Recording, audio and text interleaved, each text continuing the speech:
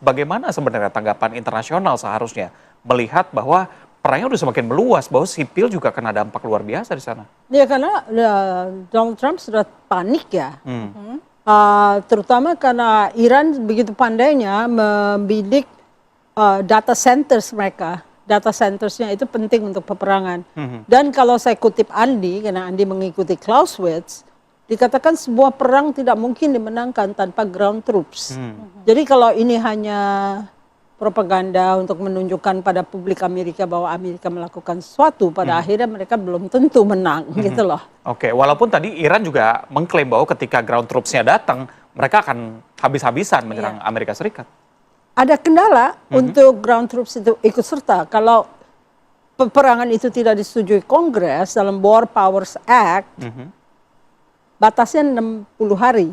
Setelah 60 hari tanpa legalitas, presidennya harus melaporkan secara tertulis kepada Kongres apa yang akan dilakukan. Jadi paling banter 90 hari ya kalau misalnya terjadi agak perpanjangan sedikit. Tapi agak sulit dibayangkan karena ground troops itu membutuhkan War Powers Act. Strateginya seperti kampanye untuk pemilu sela ini. Jadi sedikit demi sedikit diloloskan kata-kata bahwa kami sudah menang, kami sudah akan selesaikan perang ini dan sebagainya. Itu permainan stock exchange juga, karena kalau dia lama-lama di situ, yieldnya naik, stoknya hancur dan BBM naik, inflasi melanda Amerika Serikat, ya sudah tidak ada harapan untuk pemilu sela karena ini terlalu dekat dengan waktu tersebut. Jadi kalau misalnya kita melihat Donald Trump sering-sering berbicara atau bernarasi, itu tujuannya adalah untuk meyakinkan publik Amerika bahwa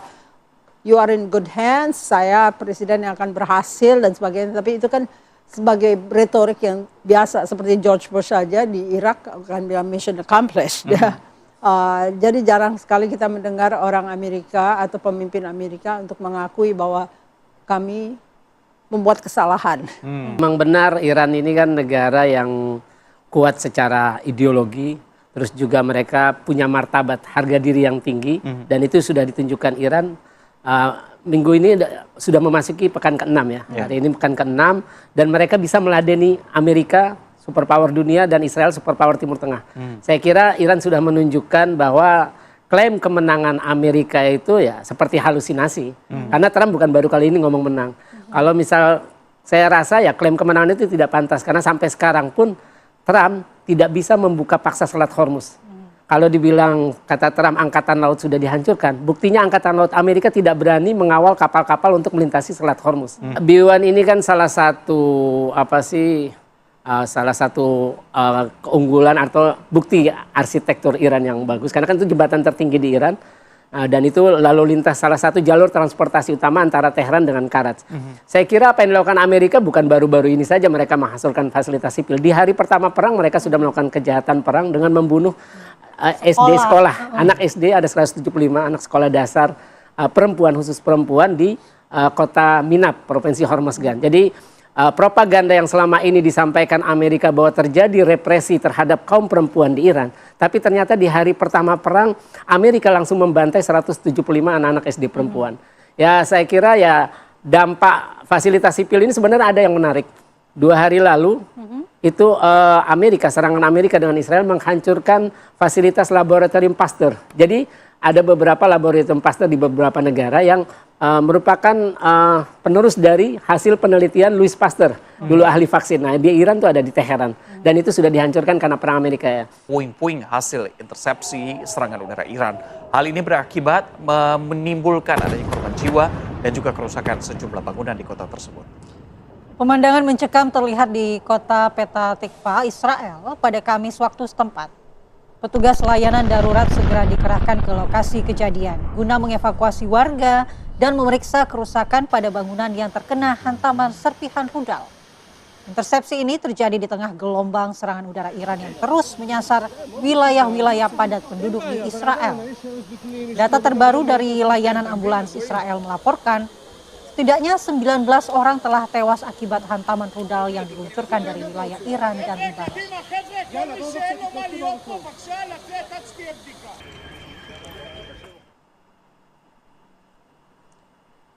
Rekaman CCTV menangkap momen ketika pecahan rudal menghantam sebuah bangunan di Naharia, Israel. Serpihan rudal terlihat menghantam kaca balkon sebuah rumah hingga mengalami kerusakan. Tidak ada korban luka dalam insiden tersebut. Sebelumnya Iran dilaporkan kembali melancarkan serangan terhadap sejumlah target di Israel.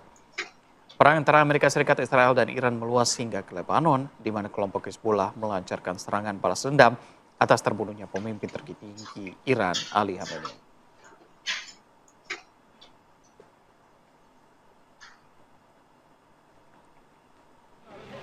Sebuah taman kanak-kanak di kota Naharia, Israel Utara hancur berantakan setelah terkena hantaman rudal pada Kamis. Tidak ada korban jiwa dalam serangan tersebut. Alat-alat permainan edukasi yang hancur berkeping-keping serta furnitur yang terbalik menjadi bukti bisu dahsyatnya ledakan roket yang diduga kuat diluncurkan dari wilayah Libanon. Insiden ini terjadi di tengah gelombang serangan balasan yang dipicu oleh operasi militer Amerika Serikat dan Israel terhadap Iran sejak akhir Februari lalu.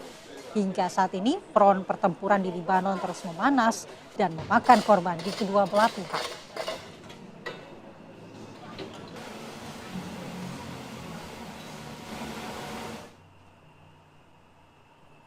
Kita lanjutkan dialog. Pemirsa di Apa Kabar Indonesia Pagi, saya mau ke Bu Susi. Bu Susi, apakah pernyataan Donald Trump yang mengatakan bahwa jika 2-3 minggu ke depan perang tidak berhenti, mereka akan mengembalikan Iran ke zaman batu. Apakah timeline yang disebutkan ini ada kaitannya dengan midterm election yang sebentar lagi akan dihadapi? Kan sudah dinyatakan oleh publik Amerika bahwa mereka protes soal perang Iran ya. Apakah dia berani melawan suara yang begitu gencar dilakukan oleh rakyat Amerika sendiri? Mungkin ada rasa takut juga. Dia biasanya bully menyatakan ini tapi dia tidak laksanakan. Donald Trump dikenal sebagai Taco. Taco Trump artinya Trump always chickens out. Pada akhirnya dia cuman pengecut aja, dia cuman big bully aja ya yang melakukan ucapan-ucapan yang tidak bisa dirunut gitu ya. Tapi memang ada bahayanya karena Amerika kan memang sebuah kekuatan ya. Hanya masalahnya ini sebetulnya kenapa perang ini menjadi lebih panjang? Karena kalau militernya careful, oke? Dia tidak sembarangan. Tapi karena Defense Department atau War Department sekarang menggunakan AI dengan kontrak-kontrak kepada Zionis-Zionis yang menciptakan AI tersebut seperti Palantir dan lain-lain, justru mereka nggak bisa berhenti mencari-cari objek gitu ya, padahal militernya udah enggak.